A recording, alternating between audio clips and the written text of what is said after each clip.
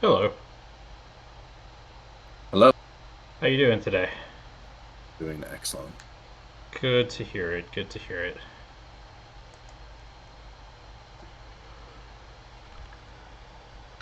Okay, so what we've got today is a documentary on the 1979 Iranian Revolution. This is the revolution that installed the current government that's in power right now, that is undergoing apparently a whole lot of turmoil recently. There's a whole bunch of stuff going on in Iran that people are having trouble following. I heard recently they cut off the internet in Iran or something like that. I don't know. Um, have you been keeping up with that?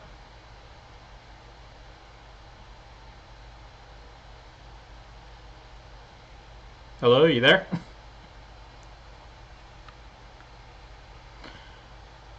All right. We are sans Flowtrace right at the moment. I don't know if he's just having technical difficulties or what, but whenever he gets back, we are going to be watching this documentary on the 1979 Iranian Revolution.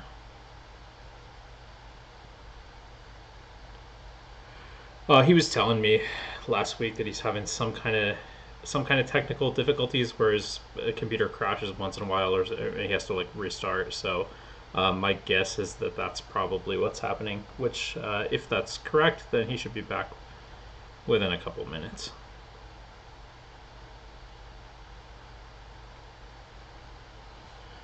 In the meantime, I don't really have much of anything planned. But uh, let me actually look up what news is there in Iran right at the moment.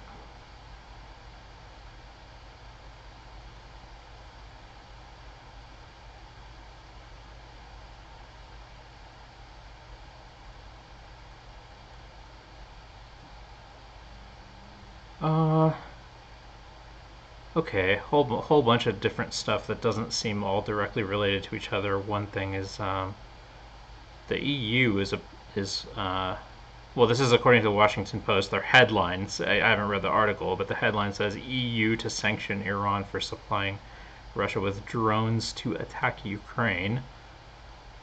Um,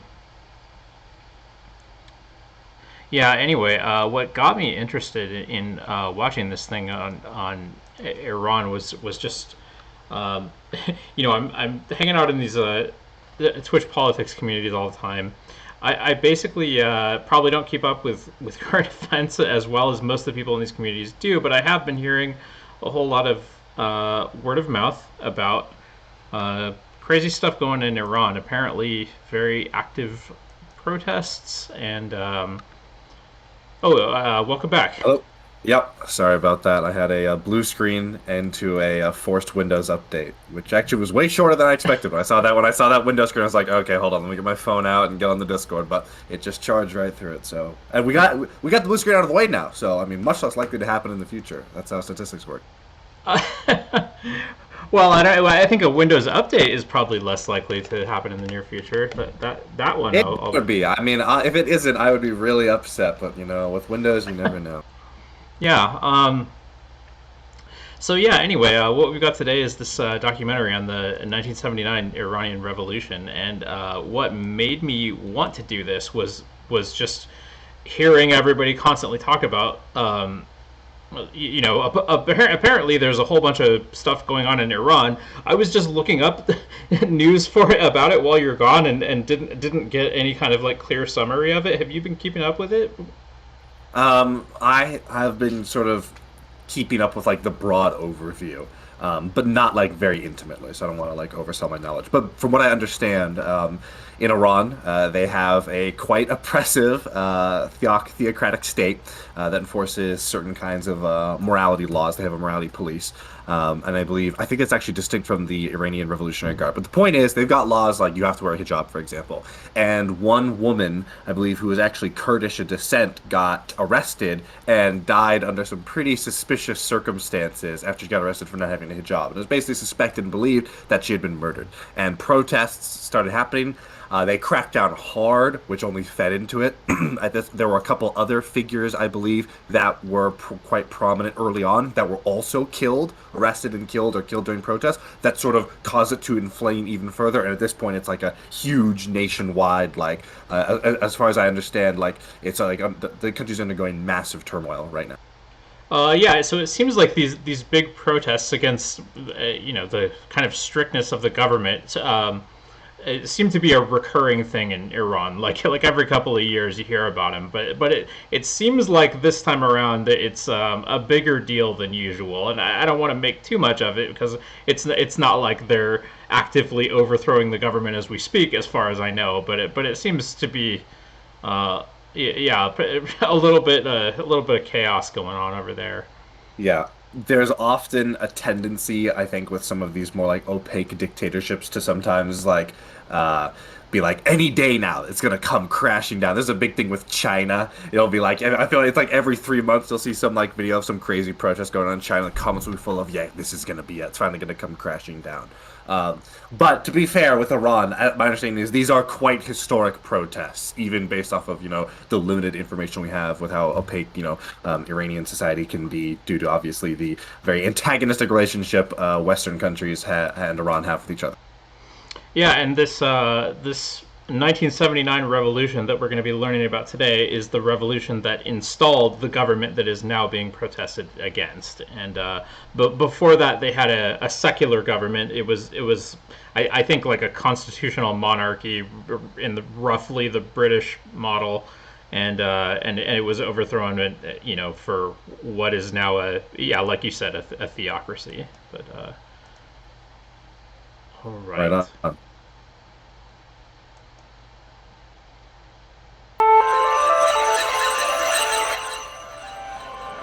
Oh, worth noting, yeah, as YouTube notes here, Al Jazeera is funded by the Qatari government.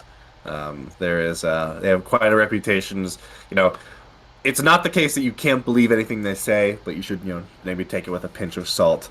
God, I really should know where Qatar stands in terms of like the Gulf states, but my understanding is they're pretty well baked into like the Saudi Arabian side of things, in opposition to Iran. I'm pretty certain you're correct on that. I think it's mostly a matter of like Sunni versus Shia over there, and Yeah. Qatar is pretty firmly Sunni, I believe. Al Jazeera actually a very reputable news source with a generally very good reputation, but yeah, thank you for noting that they are reporting on something that hits kind of close to home for them, so it's probably worth keeping that in mind. Yeah. Yeah. I think it's one of the funniest memes I've ever seen. It's very similar to the difference between like RT in English and RT in Russian, where RT in English would be like, what is this vaccine? And then RT in Russian would be like, get the vaccine, okay? You need to get the vaccine right now. I think it was a couple months back. There was some famous Middle Eastern like feminist icon who died, like very supportive of women's rights, and it was something like Al Jazeera English was like noted feminist icon dies, and then it was like Al Jazeera Arabic something like notorious troublemaker finally kicks the bucket. It was something like this. So yeah, just worth acknowledging at this time.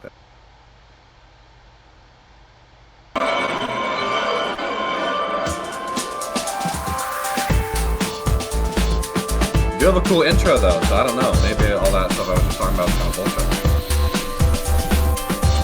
All right, I trust him now.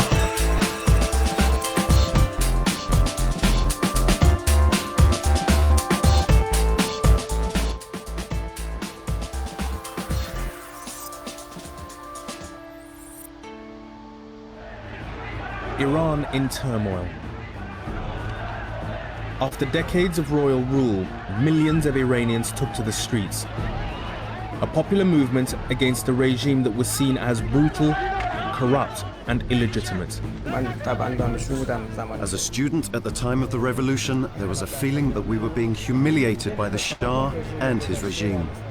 Domestically, the Shah's regime was a dictatorship. There was no freedom.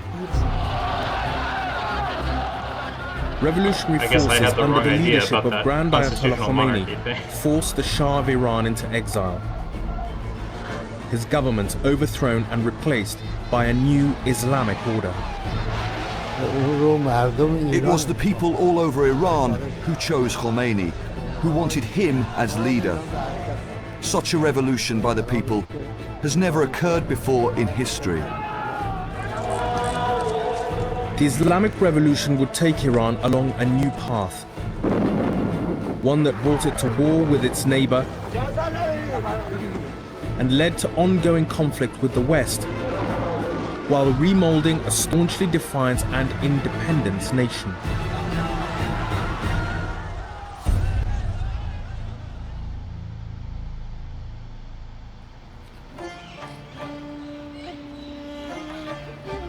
This is in the heart of one of the most populated and congested cities in the world.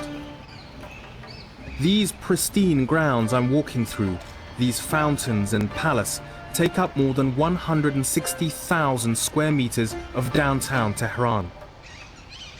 Inside the walls of these buildings, evidence of an opulent lifestyle. This palace has been converted into a museum, reminding the new generation why their parents had fought the revolution. For years, this was the home of Iran's royal family. It's more than a little ironic that what used to be one of the most exclusive palaces of the Shah and his family is now a park where you can come and stroll with your family and friends. But it's the opulence of the place that really hits you, and its sheer scale. It feels like it's a private country residence, but in the heart of a city. And it's little wonder that the Shah who lived here would have felt so isolated and removed from the lives of ordinary Iranians beyond the walls of this palace. Mohammad Reza Shah Pahlavi, the self-proclaimed King of Kings, ruled Iran from 1941. Replacing his father, who was deposed when Britain and the Soviet Union occupied Iran during the Second World War. The new Shah, it was believed, would be more malleable to their needs, allowing for more control of such a strategically placed oil-rich country. But the Shah's closeness to foreign powers always made Iranians question his legitimacy. This was the Achilles heel of the monarchy, was that the monarchy was really brought to power by first the British, and therefore beholden to imperial power. And the only way nationalists could really reassert authority over Iran was to get rid of the Pahlavi monarchy. The seeds of discontent were planted early in the Shah's reign. The most important natural resource, oil, was in British hands. The rights bought at the turn of the 20th century for a mere fraction of their true worth. Most Iranians who worked in the oil fields in Abadan lived in squalor, while the British lived in privilege. I used to go to the city, go to buy something. I used to stop at the bus stop, which was run by the company. In the heat of the summer, 50 degrees, I used to stand in that bus stop for nearly half an hour. A number of buses would come, but because they had the red tape, it meant that only the British staff, I could not use that bus. I had to wait for the buses which were allowed to take Iranians. I just wanted to mention that that historical sort of footnote that they bought those oil fields for a fraction of their true value. That is like one of the classic red flags in a society that's being run extremely corrupt, where there are these backroom deals where something that should be bid on and have a massive price gets sold off to someone who just conveniently happens to have close ties for some ridiculous deal. This is a similar thing to how like Russia was sliced up. They went over that in that Putin documentary we watched a couple of weeks ago. It's a similar thing to sort of a lot of the corruption in Mexico when the PRI was instituted after the Mexican Revolution. I think like the richest man in Mexico, he was the richest man in the world for a while and is still one of the richest, is a guy who owns all the telecom like stuff in Mexico. And he bought it in this deal where he didn't pay like any money and instead like took a loan of like a couple $100,000 or something that he had to pay back with the profits from the company, after which he like got it all in like perpetuity. So things like that is always like a sign that like there's definitely some crazy shit going on. Yeah, Iran, by the way, is often brought up as one of the countries that was most successful at resisting colonialism. This was during the era when Europe pretty much ruled almost the entire rest of the world, and this is because Iran was not outright conquered by any of the colonial powers, but even there you can see that like the you know the basically no place on earth was immune to this. Yeah. Yeah, and I think it's sometimes important to acknowledge. I think there's, as you know, a neoliberal establishment show myself. I think you have to be careful. I think I've said this before, but a word to my fellow, establishment shills. If you want to really earn your George Soros paycheck, you should be careful when you get to like the 70s and the 60s and before then. This is where the American and other Western governments really do have the potential and did live up to some of like the worst stereotypes of like the CIA doing awful shit, interfering in other countries just for our own gain. I think those claims are greatly over-exaggerated a lot of the times, especially in modern times. But when you get to, the 60s and 70s and earlier, which this absolutely is, this is where, it is, like, absolutely morally abhorrent, some of the things that went on under the American, British, and other Western governments. Probably like a majority of the countries in Latin America were at one point overthrown by the United States just because they're, to put someone more friendly in charge. Yeah. Oh, yeah. There was a famous club in Abadan which the British staff used. And there was a sign outside that club which said dogs and Iranians are not allowed. The fiercely... Yeah, don't do that. This is the thing. Even if you are like a vicious, horrible racist, just for self-interest, why? Why poke the bear? Man, people are crazy. I guess it goes to show how secure they felt in their dominion over the world, right? Oh yeah. That's a super good point. I didn't even think about the point I was going to make, which I think is also true, but that's also a good one. It's just I was going to say don't poke the bear, but I'm sure if I go and like look up, some people in Yellowstone fucking around with a bear, like almost getting themselves killed. I don't know if you've ever seen like the videos of people messing with bison in Yellowstone, even though bison are like as or potentially more dangerous than grizzly bears. There'll be videos of like there's one that always makes my blood boil, where it's a parent recording their kids messing with a buffalo, and the buffalo starts chasing him, and dad's like, run, it's gonna get you, and he doesn't realize this thing would like gore like his kid right through the chest if it caught him. So people are very foolish, and you should not do that. Nationalist, democratically elected Prime Minister Mohammad Mossadegh, who had made it his mission to nationalize Iran's oil, threatened British control of the industry.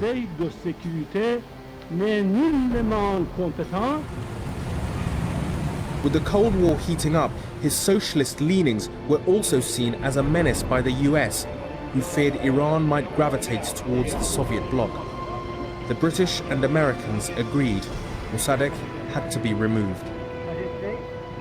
There were many people who saw Mossadegh as a hero, and others who were very dubious about him, who thought he was more of a demagogue.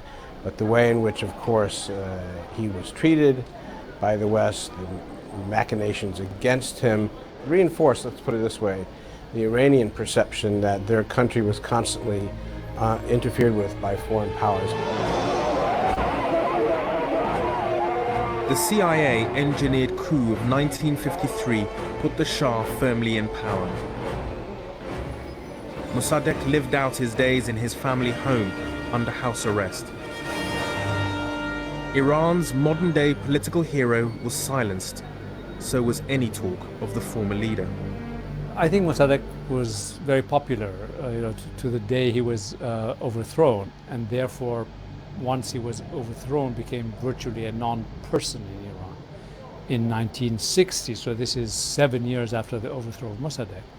And you could still not mention Mossadegh by name in the newspapers or in the press because the government, the Shah too, wanted him forgotten. But for the Shah's opponents, Mossadegh would never be forgotten. And as the Shah forged closer ties with Western governments, anti-American sentiment increased. The Shah's mistake was that he himself didn't make decisions. Instead, they were made by foreign counselors, especially the American counselors, who had the fundamental role of planning things for the Shah. To critics, it appeared that he was more concerned with cultivating an extravagant lifestyle than with running the country. He and his family were frequently pictured in the company of some of the world's most influential people, often hosting parties of spectacular opulence. In 1963, the Shah announced an ambitious modernization program. It seems to me around that period, the kind of stranglehold that the events of 1953, the overthrow of Mossadegh, had over the regime were broken, and the Shah felt much freer then to experiment a little bit on his own.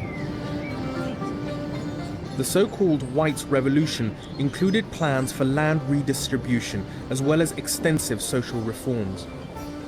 And for the first time, women would be allowed to vote. The Shah, a lifelong fan of Western culture, appeared to be imposing Western ideals upon Iran. Well, I mean, that's one way to look. I mean, no doubt there was, very clearly a very established relationship of the West and the Shah. But there is a legitimate question of, what is imposing and what is grassroots, right? I certainly don't think America is beholden to like any foreign power, in the way that Iran was. But a lot of people would say, oh, the elites of America are imposing these values on the rest of us. And there's a real question of, well, is it, or is this just another part of our country making the case for their values? Are rural communities imposing their values when they advocate for them or push them? I mean, there's certainly ways that you can push it further than other. I mean, like, for example, social media, I think the way that's enforced. You could make a strong case that that's being enforced, but I think there's a lot more sort of nuance and difficulty in answering that question than that statement indicates. And obviously, I mean, Western ideas, that is true, but I mean, I would make the case that, women being allowed to have equal political representation is a really good idea. Like, it's in the same way that, like, murder being bad is a good idea. Yeah, I think this is mainly there to be a useful piece of context about the way that the Shah was perceived by his political opponents domestically. Like, because if he's perceived as imposing Western values on Iran upon a lot of people who don't want that, then it makes a lot of sense why the backlash against him would have that, Islamic 100%. fundamentalist character, And it could also they absolutely both could be true. It could be the case that perhaps there is some people, and almost there certainly were some, in Iran that like these things. Perhaps there is a significant number of them that make up, some amount of the people in Iran. And the Shah genuinely does believe these things, but nevertheless, the way he goes about it is ultimately this top-down, like the guy put in power by the Western powers, who has all these ties to Western powers, is now very much top-down trying to impose these Western values. Those could absolutely both be true at the same time as well. Apparently what I said right at the beginning of this was way wrong. I thought that this was something like a constitutional monarchy, but apparently if the guy is running a dictatorial regime, then maybe we should just check. From the way they didn't get super specific, but it sounded like that's what was that's what they had previously before the sort of CIA revolution. Oh, that would be a good thing to look up. Yeah. Yeah, let's just see if we can double check here. Blah blah blah blah blah. So what was it, 1941 or something, like the World War? Okay, by the 19th century, early 20th century saw Persian constitutional revolution. Okay, this is not going to be good here. Okay, here, 1951. He was appointed as a prime minister after the nationalization of Iran's oil industry. He became enormously popular. He was deposed. Anglo-American first time the United States participated in overthrow of a foreign government during the Civil War. After the coup, the Shah became increasingly autocratic and sultanistic. So it sounds like, I'm just trying to check here. It sounds like the Shah was, okay, is it not even highlighting? Here we go. It sounds like the Yeah, here we go. In the midst of World War II, refused to expel the Germans, abdicated and was replaced by his 20-year-old son. So it sounds like they had the position of Shah before the revolution, but it was not as powerful. And during this coup, he got that power. Let me see if I can just see here specifically. Result, overthrow of the prime minister. A general was appointed as the prime minister. That's not a good sign when that happens. Monarchy increased in power relative to government. Yep, here we go. Okay. Yeah, so it sounds like they were more, just summarizing off of this, it sounds like they were more of that constitutional monarchy previously. And the CIA-led coup changed that into a much more theocrat, or much more like a monarchistic, authoritarian state where the Shah had a lot more control. Yeah, so I'm pretty sure if I have my history right that Iran had been a monarchy for hundreds of years before this, and so it sounds Yeah, like because they're referencing his father being deposed when the Russians and the British invaded, and him, yeah, Reza Shah being abdicated and replaced by his son, which they also mentioned in the documentary at the start there. right. So yeah, perhaps they had been loosening up or westernizing or liberalizing or however you want to put it up before that point, but then we're it was replaced by a a less liberal regime, which is ironically often the case when like you would think. If our mission was to spread Western values around the world, you would think you might want to, if you were going to overthrow a foreign government, you might want to replace it with one that has those Western values. I don't know, like I'm not I'm having this weird like cognitive dissonance about that, right? Because it's like on the one hand, like the guy's more autocratic, and that's like in conflict with the way that the West perceives itself. But on the other hand, like at home, he's being perceived as imposing Western values on them, but because he's autocratic or like. Yeah, I think at the end of the day, as you see the case repeatedly throughout like the Cold War, the regimes that the West and the East both supported it was less important that they were, true to the ideals of the West and the East, and as much as they were just not pro the other side, right? Like Pinochet would be like another example where it's like or like present day like, Saudi Arabia would be. Yeah, yeah, exactly. Like ultimately, we don't like these guys because they have our values as much as we just like them as like very much like a power politics play. Like we like Pinochet because he kills communists, or like we like Saudi Arabia because they have oil historically, and they are opposed to Iran, which we don't like. Yeah. And yeah, I'm just reading here.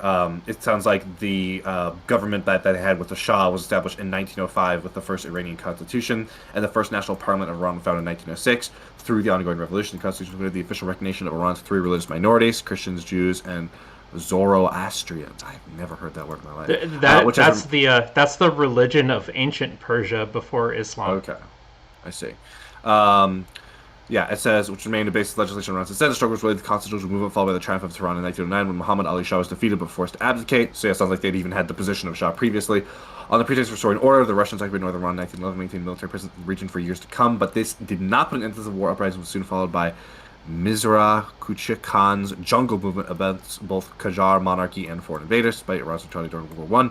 On his Russian British empires occupied the territory of western Iran and fought the Persian campaign before fully withdrawing their forces in 1921. At least 2 million Persian civilians died either directly in the fighting. The Ottoman perpetrated anti-Christian genocides or the war-induced famine of 1917 and 1919. A large number of Iranian, Syrian, and Armenian Christians, good lord, as well as those Muslims who tried to protect them, were victims of mass murders committed by the invading Ottoman troops, most notably in and around Khoi, Maku, Salmas, and Umina. Apart from the rule of Aga Muhammad Khan, the Qajar rule is characterized as a century of misrule.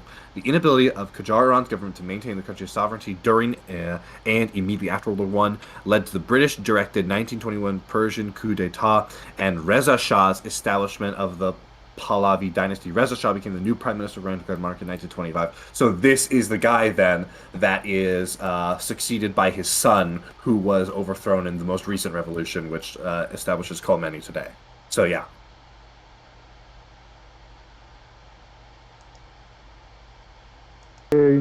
Ours is a policy of participation embracing all men and women. which sometimes go further than those of even, for instance, the Scandinavian countries. Yeah, I could see some culture shock. We are not too concerned about what others might think of the system. The results speak for themselves. There is no doubt that land reform changed the face of Iranian society. It took a feudal economy and turned it into a capitalist modern economy. But these reforms were not well received by all in Iran. They eroded the influence of landowners and the clergy, and many clerics were outraged. Land was not redistributed. They sold the uncultivated lands to deprived farmers. It wasn't given away. They had to pay in installments for 15 years. The peasants were left with nothing and abandoned their villages and lost their way of life. The Shah did not do anything to benefit the people. One religious scholar was particularly critical, insisting that the White Revolution was aimed at bolstering foreign interests in Iran and further eroding its Shia traditions. Very unfortunate that it is referred to as the White Revolution. I wonder if that's actually intentional, sort of represent the fact that this was viewed as very much a Western influence descending on Iran. I wonder what the actual etymology of that is. Oh yeah, we should look that up too. I would guess that it's not anything to do with it white people, but I'd be curious to see.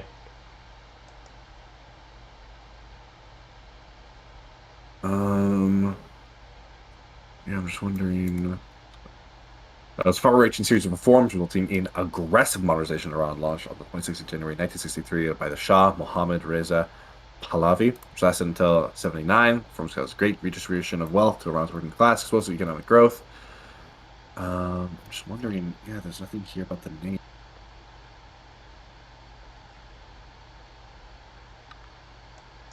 I remember that during the this probably doesn't have anything to do with it, but during the Russian Revolution right after World War I, the factions there were like the Reds and the Whites, and the Whites were kind of the pro-Western capitalist faction, and I guess that's another thing that like maybe there's just some long-standing symbolism of white having to do with that, but I don't know. I'm just wondering if there's anything on the etymology of this. There might be, and I just skipped over it, but I don't want to read the whole Wikipedia article. Just try and find the little tidbit about the name. Yeah. Yeah, I guess something to come back to. I'll try to look it up while we're watching this. Grand Ayatollah Ruhollah Mousavi Khomeini said that the only white thing about this revolution was the influence of the White House. Okay, yeah. It's often said that in '63 it was the White Revolution, land reform, women's rights that triggered off the Khomeini movement. Those are partly true, but I think more important was in '63 the Shah gave extraterritorial rights to American military officials. And this then fitted into this nationalist perception that the Shah was not really a patriot. The term Khomeini used that had resonated, that this was a capitulation to Western imperialism. Khomeini's criticism of the reforms and of the Shah was harsh and uncompromising, as was the Shah's response. Khomeini was arrested and imprisoned, sparking off protests in the holy city of Qom, where Khomeini was based. These soon spread to cities across Iran, a sure sign of Khomeini's growing popularity. In response, the Shah's security forces launched a crackdown, igniting even more protests throughout the country. Oh hey, I've seen this one before. In part spontaneous, once Khomeini was arrested, and in part, of course, instigated by his own clerical followers, people in the bazaar. And the arrest of this, quote, holy man touched on a nerve with many in the population. Khomeini was exiled, his life spared because of his respected religious status. With the cleric in Iraq, the Shah pressed ahead with his modernization program. The country initially prospered, But the over-ambitious plans were soon to fragment Iranian society, and the seeds of discontent started to bloom.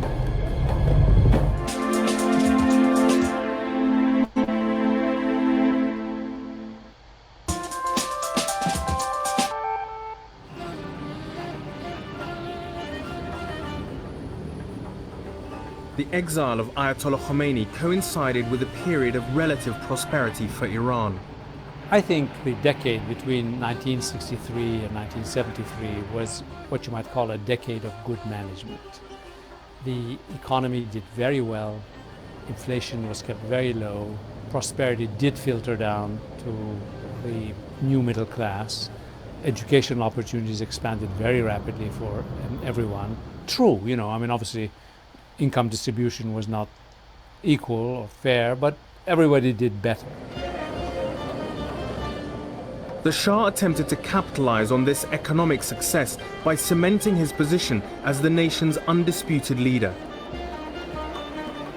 Having marginalized Grand Ayatollah Khomeini, at least for the moment, the Shah turned his attention to Iran's left-wing opposition.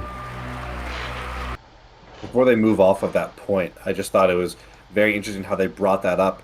The idea of getting a lot of economic benefit as sort of an appeasement to a population is a really common one that you see in a lot of discussion about more authoritarian regimes. It actually gets brought up a lot in regards to China.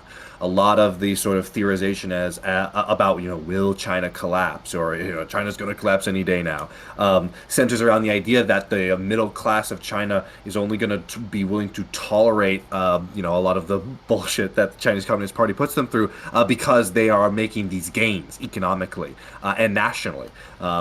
Things like things like Taiwan are actually a really big benchmarks that for better or for worse, sometimes the Chinese Communist Party feels obligated to do in order to almost appease not just their own internal elements, right? For example, like Xi Jinping might worry legitimately that, he might face some real opposition to remove him from power if he fails to put the goods on the table. But also just the Chinese Communist Party itself is going to feel some pressure to keep things going well in order to keep the population, happy.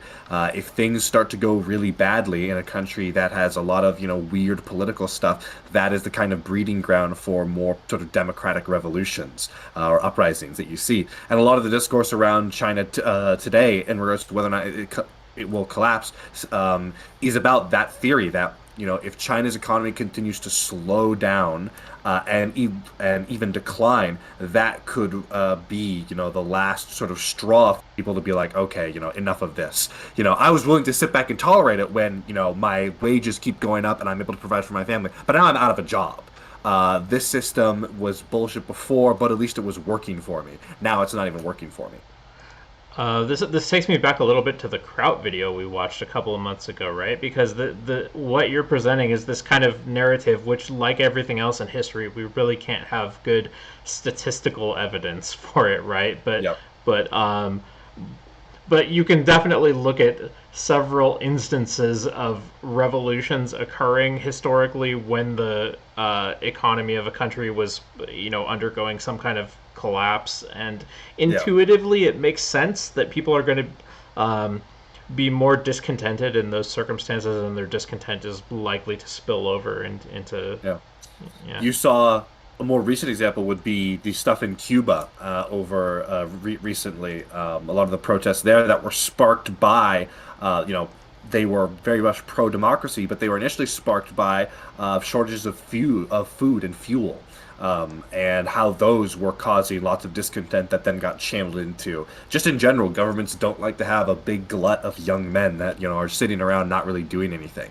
I think it's in America, and I want to say like the 20s or the 30s, there was a big push to sort of get a lot of young men into like the Army Corps of Engineers and some other programs just to go build stuff, so that you didn't have them sitting around because the government was afraid they were going to get like recruited into like, like political movements of like socialists or Marxists or nationalists, a bunch of the crazy stuff that was going around in the 1920s and such. And that was a huge thing that like the government was legitimately incredibly concerned about. The thing about having a lot of idle young men is an interesting point in light of the comparison to China also, where they've apparently got this gender imbalance due to the one-child policy and people only wanting to keep male children. But yeah, it's a deadly combination, those two, of both the one-child policy and the sort of bias against women and not wanting a girl. With the Cold War at its height and the Soviet Union, Iran's most powerful neighbor, the Shah was determined to stem the growing popularity of communism and socialism. He toured the country, warning of the threat. I belong to the generation of the national movement and Mossadeghi's movement and the movement for democracy and for independence. We were the ones who tried to resist the Shah, and they had completely suppressed all political movements, all political parties. And even in the late 50s and early 60s, when National Front was trying to reorganize, the Savak did its best to destroy the new National Front. Savak, Iran's internal security service, had been established in 1957 with the help of Mossad and the CIA. Its methods of widespread arrests, torture, and executions soon created an atmosphere of fear and intimidation. What Savak had successfully done is to create an image of itself as far more powerful than it in fact was. Our working assumption in Iran was that in any group of 4 or 5, one person would be a Savak. These turn out to be exaggerations. Reminds me a lot of the Stasi in East Germany and the sort of descriptions that people living in East Germany had about watching their conversations and stuff like that. And the Stasi were, I mean, horribly brutal. I don't think a lot of people realize it wasn't just observing, conversations and hauling people off. It was like, tying people down to chairs and pulling out like teeth and fingernails. Like there was some really, really brutal stuff in East Germany. Was Savak brutal? Yes, it was. Did it torture? Yes, it did. According to human rights groups, during the Shah's reign, around 1,000 political opponents were executed, with a further 4,500 imprisoned. I was abducted. The car stopped and pulled me in. They took me, to be brief, blindfolded, which I later on found out it was Evin prison. I was whipped, then blindfolded again, taken out to the hillsides and thrown over a valley down to the bottom. Savak's methods further contributed to the opposition to the Shah's regime. He was increasingly seen as a dictator who had no tolerance for dissent. Yet the Shah believed that his ambitious economic development plans would help quell any hostility to his stifling of political freedom. Can we pause for a Oil second? revenues, he hoped. Yeah. Okay, I did find one thing having to do with the name of the White Revolution. I do not know if this is the origin of the name or not, but apparently a lot of the reforms that happened in the White Revolution were part of a 1963 referendum, and the physical ballot that people were voting on had like a white square for yes and green for no. Oh, interesting. The way that they described Khomeini's speech about the only thing that's white about this revolution is the white influence of the White House would seem to suggest that it might have been just the colloquial term for it established initially. That this might have been what they, like public officials in the Shah, was referring to it as. Yeah, I don't know. I have yet would to find lead out. to greater prosperity. The ultimate goal was to build an Iran which would compare to Japan of that time. Always he was saying, between Japan and Europe, we must be the financial center, the major economy of the world. And no expense was to be spared in pursuit of this dream. In 1 year alone, 1974, the Shah spent $16 billion on a development plan which aimed to modernize the nation's infrastructure while Also, revamping by the its way, military. The results of that referendum, I just looked them up. 99.9% yes, 0.1% no. So that probably, the idea being, that's raises an eyebrow. yeah, and it even says in this article that there was no secrecy in the polls, and essentially people were just I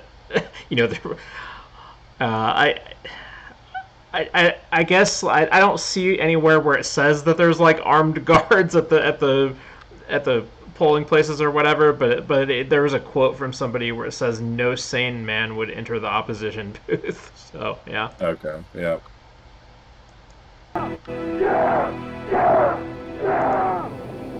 In order to finance his development goals, the Shah took an active role in OPEC and insisted on imposing a rise in oil prices. His position caused a rift with his former supporters in Washington. I told him that in Nixon administration, there are people who are turning against him. He thought I'm exaggerating. But the Shah was undeterred. Indeed, as the country's coffers swelled, he grew still bolder. In 1974, he spearheaded a 14% rise in oil prices that crippled Western economies, insisting it was in Iran's national interest. And it appeared that the Shah was at the height of his powers. He was now, in 1974, the emperor of oil, the man who'd made it. He was on the scene. Iran was a great power again. And therefore, of course, the nature of the relationship is going to change. People were not going to treat you with the sort of kid gloves, perhaps, that maybe you were used to beforehand. You were no longer emerging, you had emerged. And therefore, if you'd emerged, it was sort of big boys' games, the big boys' rules and big boys' games. And I think the Shah never quite adjusted to this fact. And as a nation, Iran suffered growing pains as it attempted to modernize too quickly. The explosion in oil prices in 1973-74, oddly enough, made Iran wealthier overnight, but the Shah's attempt to inject all that money into the economy at once had an enormously disruptive impact on the economy. We went almost overnight from a fairly stable economy to very rapid inflation, housing priced out of the reach of most people, a flooding of migrants from rural areas into the large cities, and therefore the creation of shanty towns and a worker underclass. He's stealing elections and he's causing inflation. I don't know, sounds a lot like Joe Biden. The broken promise of prosperity led to increasing resentment against the Shah. People from all walks of life were angered by the new economic hardship and by the corruption seen as endemic in the Shah's inner circle. Our struggle was mainly aimed at the Shah himself. It wasn't about America or Britain, who were both interfering in our internal affairs. It was all about the Shah, and especially about the Pahlavi family, because the royal court had a great role in plundering our interests, and they also had a role in our lack of freedoms. But by now, the Shah would brook no criticism. In 1975, Iran became a single-party state, with the Shah confirmed as its all-powerful leader. He became increasingly hubristic towards the politics of the country. He established a one-party state. In 1975, he changed the calendar. In 1976, I mean, he did all these things really without any rhyme or reason, rather really to support his own political ideas. And of course, this all offended many, many people. It was a confluence of bad decisions. Yet the Shah remained convinced he had the support of religious clerics who he believed were united against communist elements. It was to prove a fatal miscalculation. The mistake the US made in Afghanistan in 80s, thinking that the bin Ladens of the world are potential allies against Soviet Union, the Shah made in the 60s and 70s. He strengthened the clergy, thinking that they would fight the communists. One of the Shah's fiercest critics had a far-reaching influence on all opposition movements. Even from his exile in Iraq, Grand Ayatollah Khomeini's condemnation of the Shah and his foreign allies was resonating through the very heart of Iran, fomenting the protests that would quickly develop into a revolutionary movement. Inside Iran, any voice of opposition was crushed brutally. Khomeini was exiled, and from there he had this freedom to speak out against the Shah. No one inside could dare to do that. Therefore, gradually, he became the main speaker of the opposition inside Iran, and he was continuously attacking the Shah's brutality. And the people would soon begin to desert the Shah. It's kind of an interesting thing. Can we pause for a second? There's the aphorism that says "keep your friends close and your enemies closer," right? And it seems like that's exactly what he failed to do. It's really funny how often these regimes end up creating their own worst nightmares. It almost seems like authoritarianism would be way better if people didn't go about it in really dumb ways. Where, for example, here, that point they've mentioned where by exiling Khomeini and cracking down on local dissent, they channel all the dissenters to Khomeini. That is just a hell of a thing to do, and a hell of a way to create a unified opposition movement. Only provide them one option. I guess you just take the hyper reality of capitalism for granted, or we can just integrate all this stuff and start selling Che Guevara T-shirts for granted. You guys really gotta level up your game out here. I guess if they wanted to pay attention to to what was going to be popular and care about the opinions of their critics, then that's probably not the kind of person that would want to be authoritarian in the first place, right? Yeah.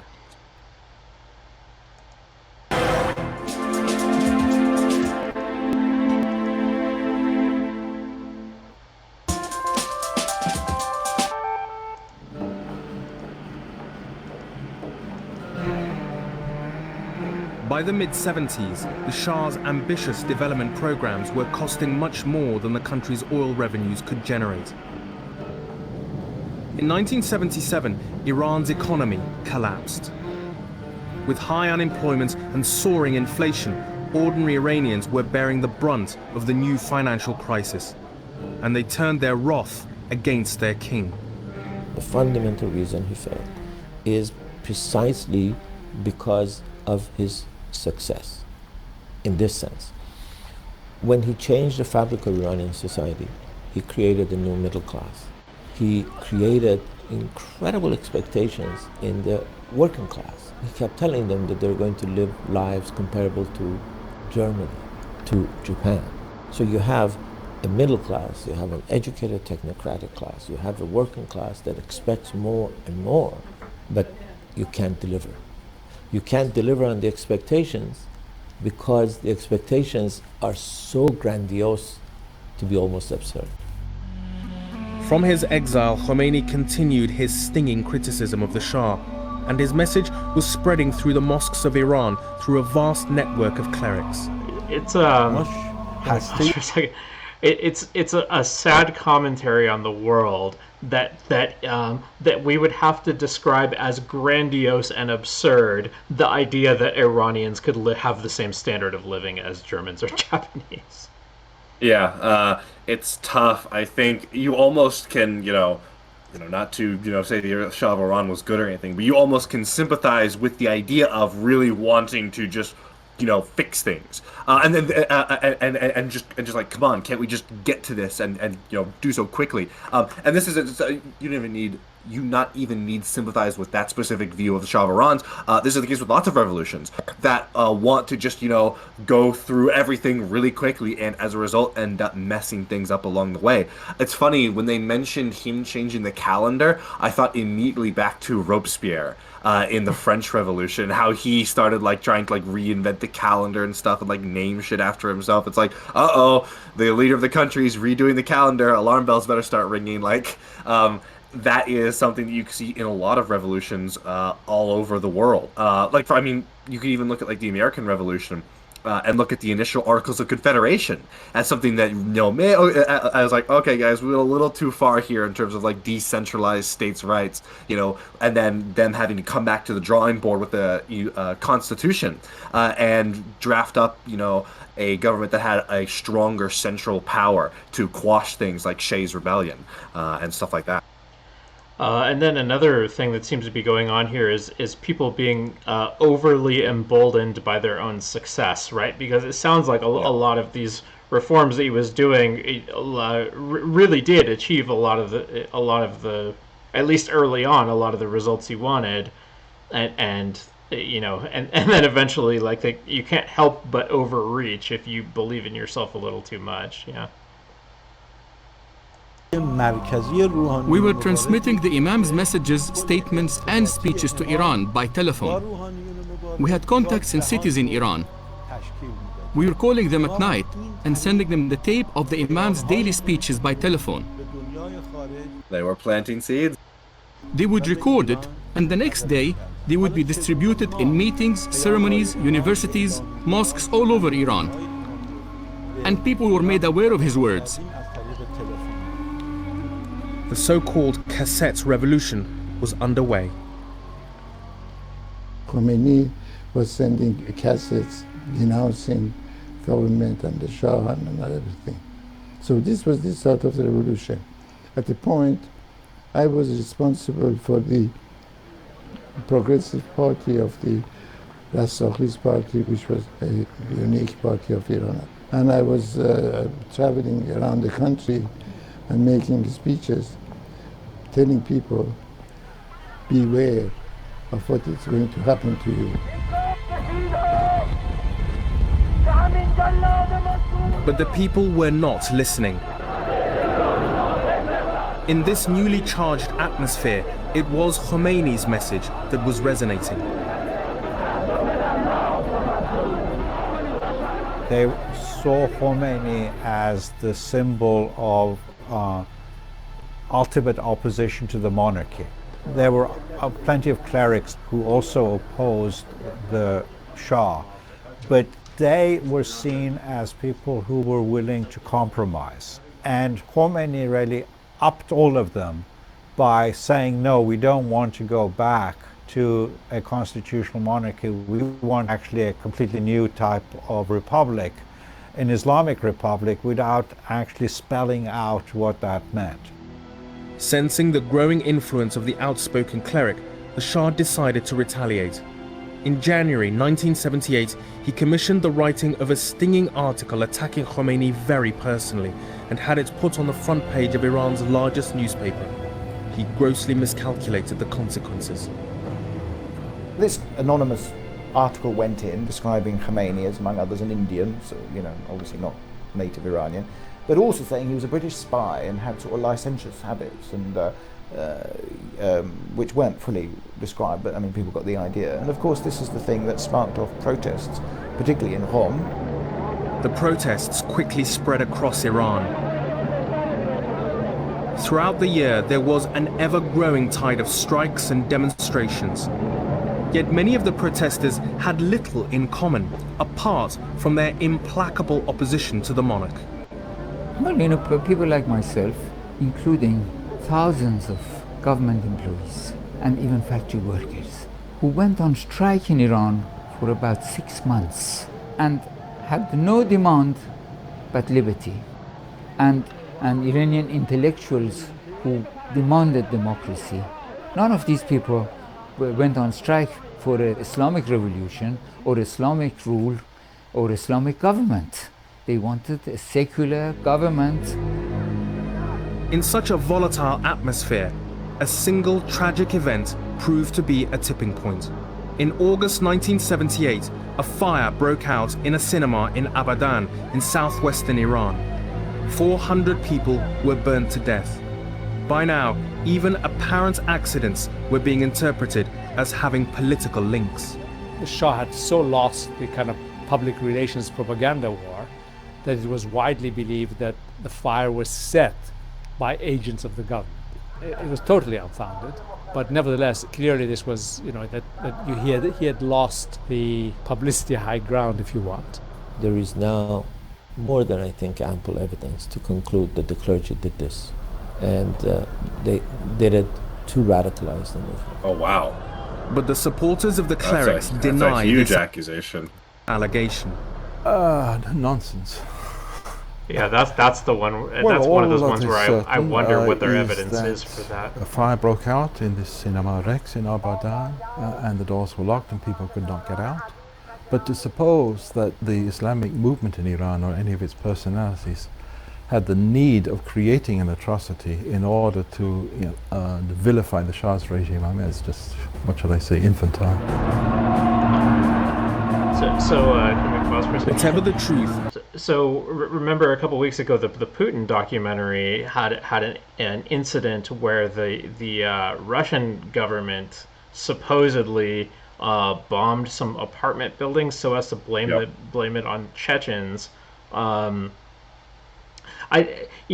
this is like seemingly a very similar accusation at face value, but really I find it less plausible. No, not just because the documentary is asserting it as less plausible, although that's part of it as well, but also because it makes sense that a government that's in power could benefit from an incident like that a lot more than one faction among several opposition groups. That it's just like it's hard to fathom that they would think burning down a theater would be the way to build support.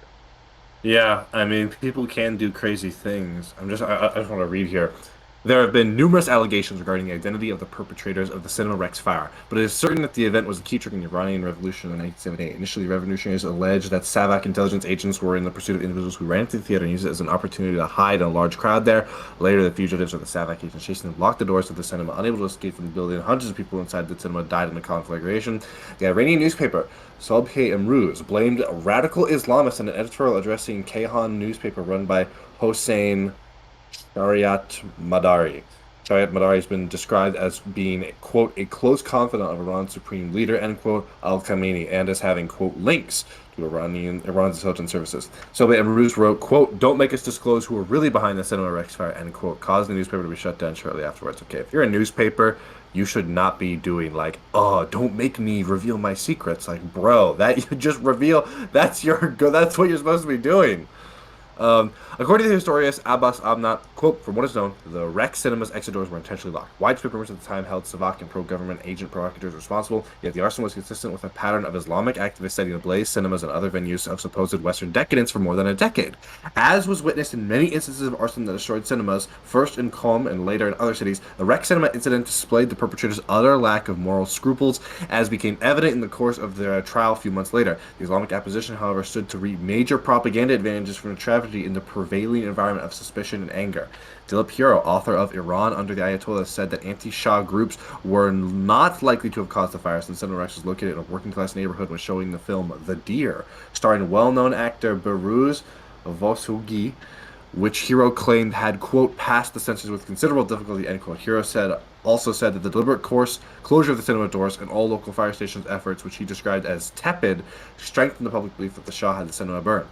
According to Roy Motahedeh, author of The Mantle of the Prophet, quote, thousands of Iranians who had felt neutral until now, thought that the struggle was only between the Shah and supporters of religiously conservative mullahs, felt the government might put their own lives on the block to save itself. Suddenly, for hundreds of thousands, the movement was their own business, end quote. According to Middle East expert Daniel O'Brien, quote, the movies were an affront to God, encouraging vice and Western-style decadence. So in August 1978, 4 Shiite revolutionaries locked the door of the Cinema Rex in the Iranian city of Abadan and set the theater on fire.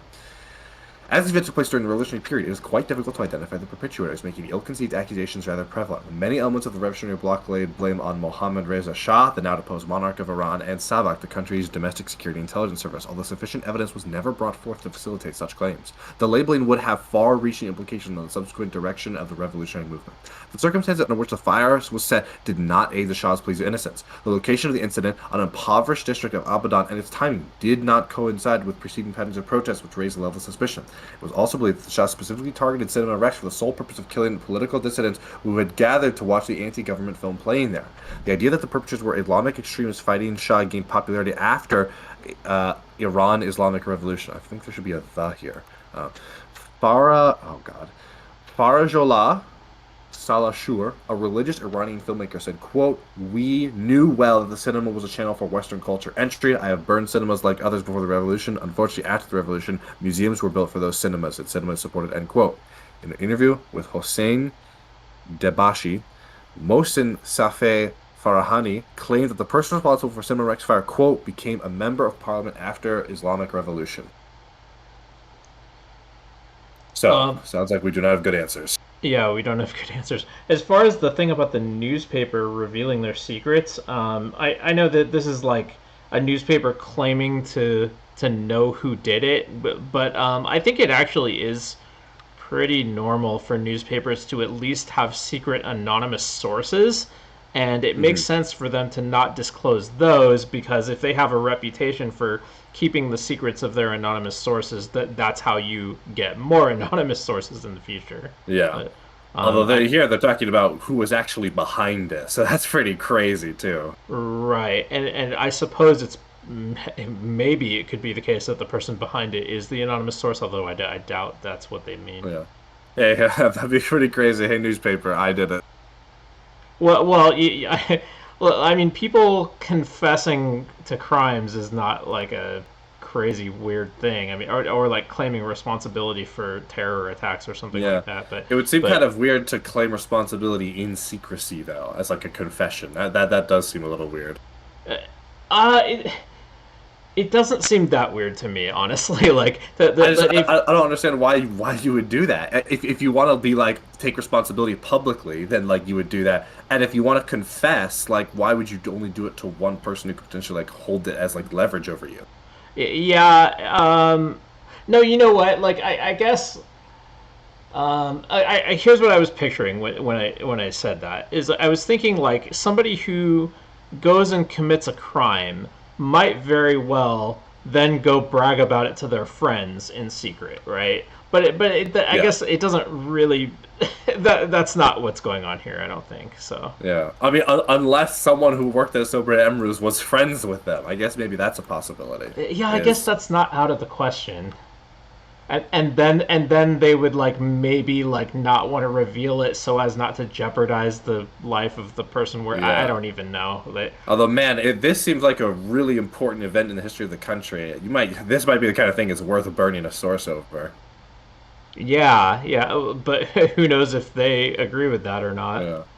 Anyways, it says, investigation legal. According to the Washington-based group Human Rights and Democracy for Iran, the families of the victim led charge for further investigation of the case, even resorting to a long-extended protest from April to August 1980. The new Iranian government arrested Captain Monir Taheri, who was accused by the Revolutionary Tribunal of Radzar of having received guerrilla training in the United States. Taheri's defense maintained he had never visited Abadan in the Pusan Afaz at the time of the blaze. The tribunal found Taheri guilty and executed him shortly thereafter on the 23rd of February 1979. Lasting from the 25th of August to the 4th of September 1980, the Revolutionary Tribunal oversaw 17 court sessions that involved the trial of 26 individuals, including the only survivor of the four-man arson team, Hossein Takbalazadeh, who stated in his defense that he was an unemployed drug addict. After much deliberation, that guy and 5 others were put to death in public. So it sounds like they actually found people from the arson team. That's really interesting that they weren't able to get a more definitive. We weren't able to get a more definitive answer if supposedly we have the actual like people that did it. Yeah, well, I guess what that makes me think is that it's in question whether those really are the people who did it. Like maybe they just have some supposed culprits who they blamed, and maybe they really did it, and maybe not. I'm sure what this defense meant was that, like, he didn't do it. He was just, a random person who wasn't part of any conspiracy. But I love interpreting this as, like, Your Honor, in my defense, I am a drug addict and unemployed. So, can we really expect me not to do horrible things like burning this theater down? Like, yeah. But like you said, it does make sense in context, because if you believe the act to be like a conspiracy conducted to benefit people of high status, then it does make sense that one of them probably wouldn't be a homeless drug addict. And in And neither the would they tragedy employ a attracted homeless drug addict. Yeah, we had hopes. thousands more protesters to the streets. Increasingly desperate, the Shah declared martial law. Newly emboldened, his troops were soon to commit an atrocity, which became known as Black Friday, and which further loosened the ruler's grip on power. Man, it is crazy how many continuous fuck-ups there are. And it's crazy for two reasons. Number one, it's crazy that, like, man, again, just from self-interest, don't do this shit if you want to stay in power as an authoritarian despot. But it also is kind of crazy that it's like, each one of these seemingly wasn't enough on its own. Like, it kept taking more and more. I guess, to be fair, we don't truly know the counterfactual. You know, maybe, you know, the burning of the cinema happens, but this Black Friday incident doesn't happen, and the revolution still overthrows the Shah. It just takes a little bit longer. That's possible. But it's also, but it also seems like, man, that the idea that, like, there was still more pushing to be done is crazy. Yeah, I mean, well, the fact that the Shah lasted for decades in the face of resistance against him, you know. Yeah.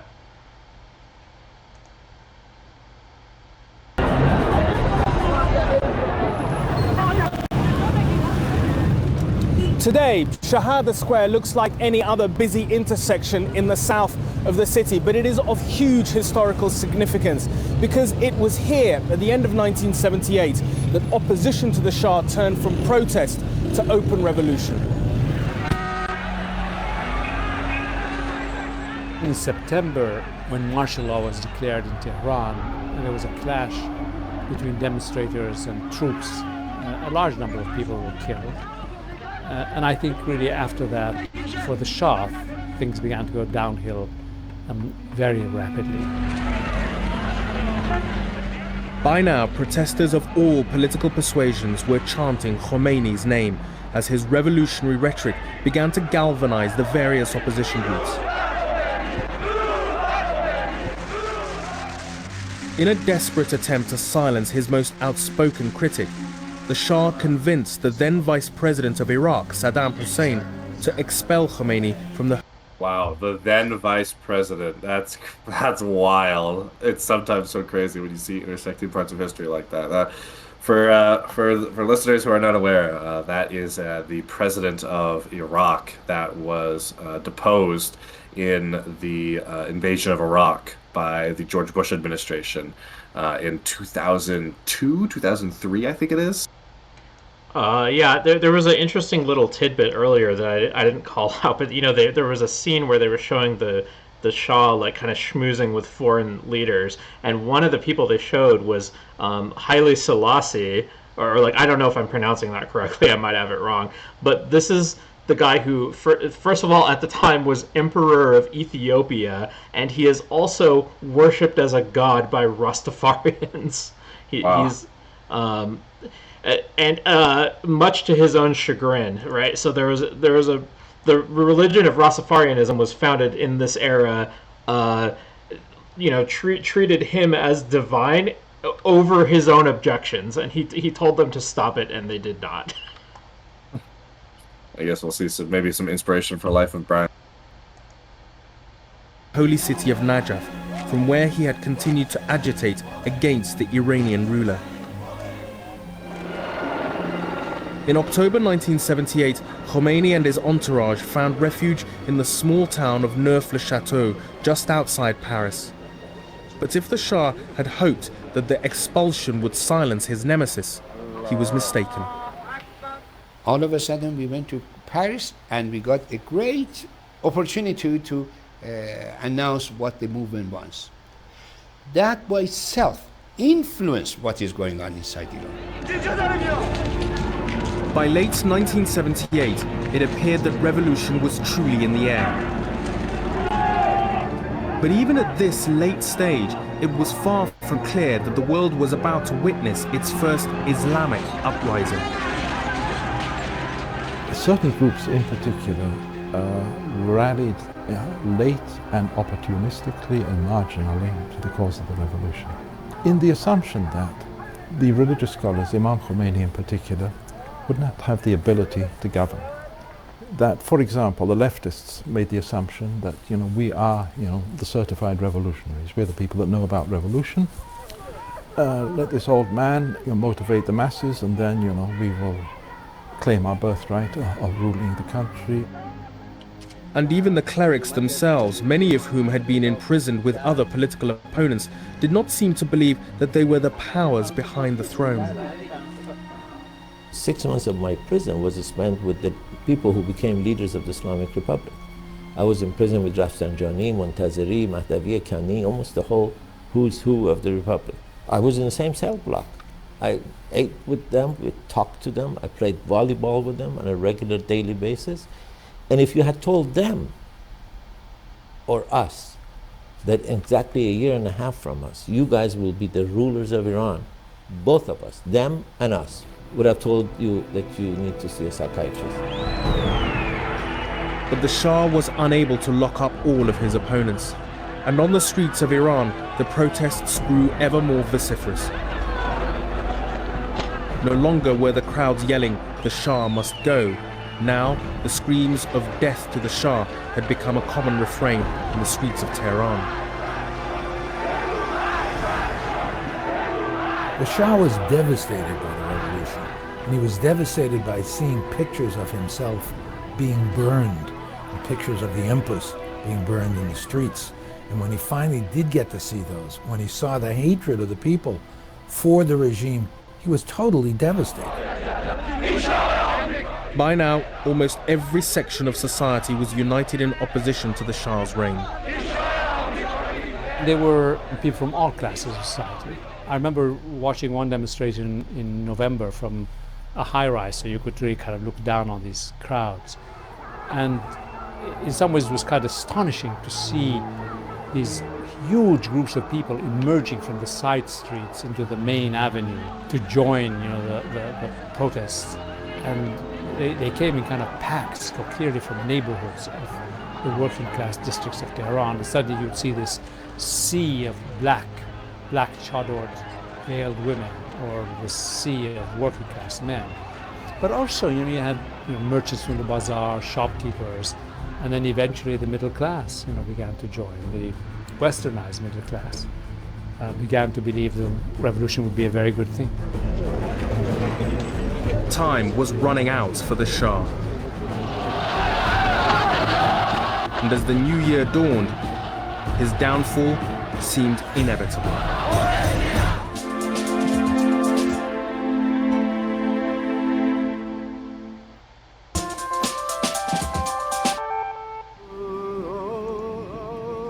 On January the 16th, 1979, with the streets ablaze and his rule in tatters, the Shah fled the country, never to return. At a stroke, 2,500 years of Persian monarchy came to an end. خروج شاه اولین مرحله پیروزی ملت ماست و ما مشکلات زیاد در پیش داریم. The stage was set for the return of Grand Ayatollah Khomeini after 16 years in exile. 2 weeks after the Shah's departure, Khomeini and his entourage prepared to leave Paris, bound for Tehran. We were a little nervous that they might hijack the plane and take us to an unknown place and then arrest us, because the Shah's secret police, Savak, was still in charge and active.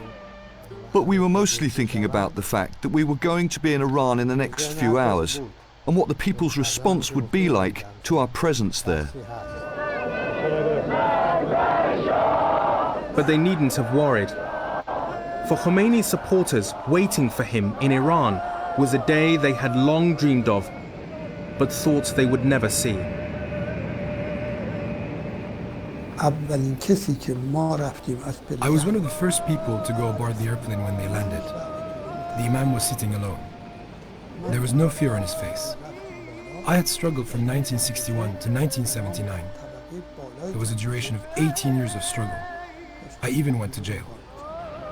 I felt I was flying. I was so happy to see the struggle had come into fruition.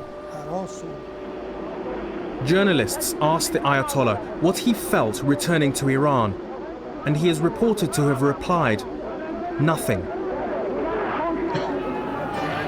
But the same could not be said of the many thousands who had protested against the Shah's regime. Suddenly, the possibilities seemed endless. The great thing about revolution, it was not only happening in the streets, it was also happening in people's minds. Let's say from December 78 to December 79, where the Shah's regime had fallen, I mean, there was absolute freedom. Books were being translated and sold by the kilos. People suddenly had access to Marx, they had access to all these writers they couldn't read before, because of the censorship. Khomeini quickly appointed Mehdi Bazargan, a pro-democracy activist, as interim prime minister, briefly raising hopes that the new government would reflect the wide range of voices who had united against the Shah. But for the old guard, who were perceived to be enemies of the revolution, retribution was swift and brutal. Many were imprisoned and killed, while others were forced into exile. Around 5:30 in the afternoon, they entered into the campus, and we came out. Somebody arrested me there with a machine gun on my chest. Said, "Don't move." I told myself, this is the end of my life.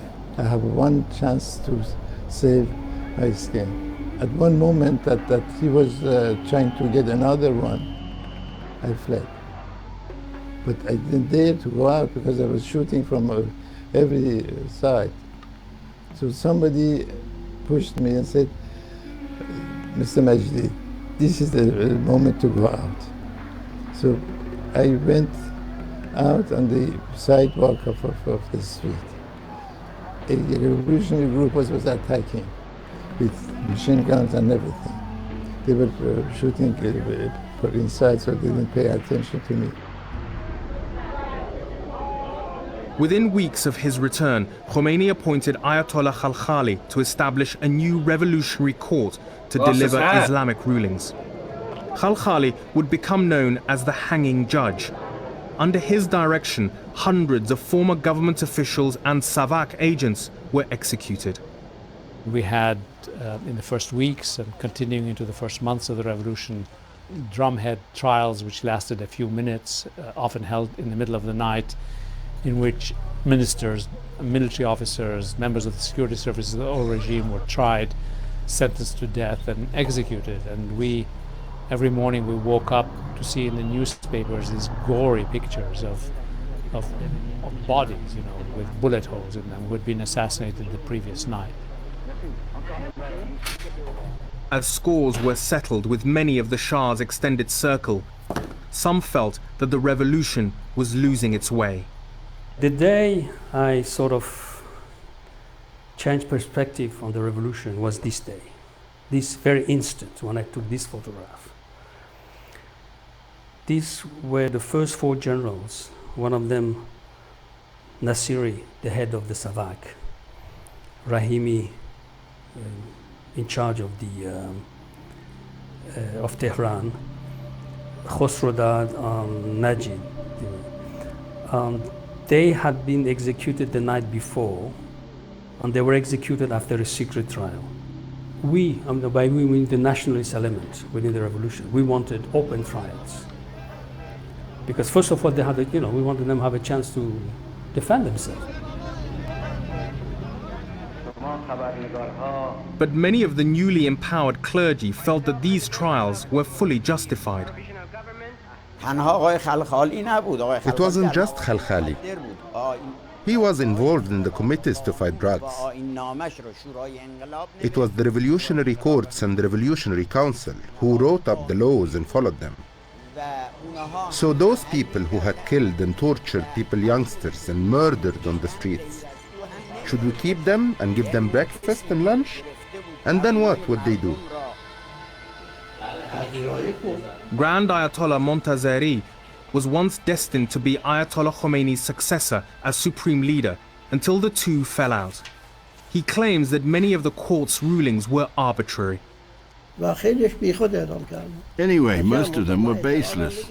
No proper trials. They were like puppet courts. I protested, and I wrote an official letter to the Imam. They'd shut the doors of the prison, and they were just executing people. With the Shah's former supporters out of the way, and the military having declared itself neutral, the Islamic Republic of Iran was formally founded on April 1st, 1979. All the perceived symbols of Western decadence were destroyed. The reign of the Shah was over forever. But his ability to provoke opposition remained undimmed. After leaving Iran, he had sought refuge in several countries, and in October 1979, he arrived in the US for cancer treatment. The visit provoked uproar at home and set in motion a chain of events that continued to reverberate 3 decades later. On that morning, it started to rain. I clearly remember that. And I looked out my window, and there are these young, I would say kids, but you know, college age, 17, 18-year-olds mostly, with posters of Khomeini and some of them with clubs in their hands, climbing over the gate in droves. And the first thing that I realized is that they started to head toward my office, which is only maybe 50 yards away.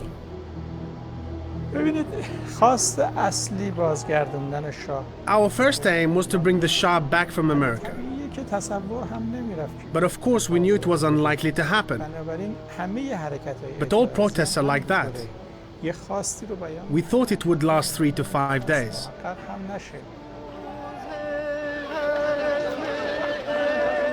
But instead, a hostage crisis unfolded that was to endure for 444 days. By the time it was over, US President Jimmy Carter had been voted out of office. The Islamic Republic of Iran had been firmly established, and the two nations, previously so close, would become the staunchest of enemies.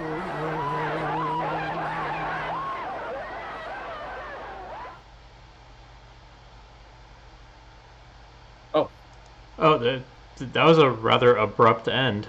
Yeah. Yeah, it almost feels like that's like a part 1 or a part 2, but I guess not. This was broadcast in 2009 for context. Mm-hmm. I thought they would go into more of the aftermath of the revolution, but yeah, I guess they're just sort of I guess they covered the establishment of the new government, sort of the takeover by Khomeini and his followers, and then just sort of commenting on a broad overview of what would establish the sort of antagonistic relations moving forward with the hostage crisis. Yeah. I don't know, that was at least really informative. I learned a whole bunch of stuff about that time and place that I did not know before. I don't know, you have anything else you want to add? No, I think I guess, yeah, the only thing I would say is that I think it's very easy sometimes to take a sort of simplistic view of just things in general. And I think this documentary was really good at showing that, like, man, there were just a whole host of really, really bad characters. Normally, I'm very skeptical of sort of, oh, it's a bunch of bad people, because typically all that does is serve to whitewash the worst of them, which deserve to be recognized. But sometimes it really is the case that there's just a pack of jackals, and the Shah and and Khomeini both seem to be, quite despicable people, no matter what their aspirations may have or may not have been. I kind of wish they would have gone more into the internal drama between the revolutionary factions, right? Because they were talking about how there were lots of different groups opposing the Shah and that planned to be vying for power after the Shah was overthrown, and then the way they showed it was like, well, he was overthrown, and then the clerics just took over. And it was like, wait, what? That's often the case with revolutions. Is there's a lot of people who are opposed to the current regime, but then when it comes to establishing new ones, there's a lot of disagreement, and oftentimes there can be sort of a scramble for power. Yeah, seize the reins. A very similar thing actually happened in the Mexican Revolution, where oh god, I'm not gonna be able to remember the name of the northern freedom fighter. It's like It's like Pancho Villa. Pancho Villa, yes, thank you. Pancho Villa gets beaten by I think one of the other great revolutionary leaders to Mexico City.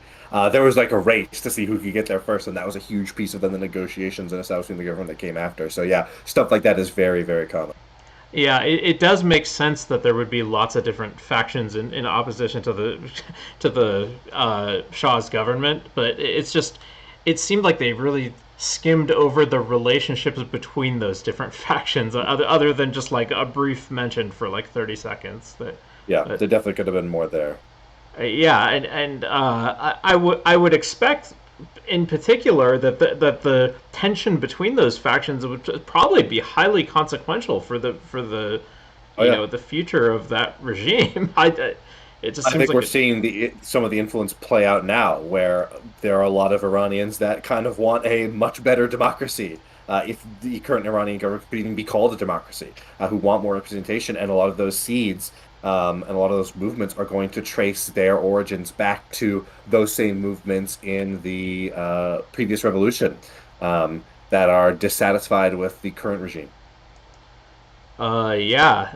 All right. Well, I guess that's about it. I'm pretty much out of stuff to say, but thank you for joining me. And if you want to shout yourself out, now would be a good time to do that. Yep. What's up, guys? My name is Flowtrace. You can check me out at twitch.tv/Flowtrace, twitter.com/Flowtrace_, and I am here most Wednesdays. All right. Thank you very much, and I'll see you around next time.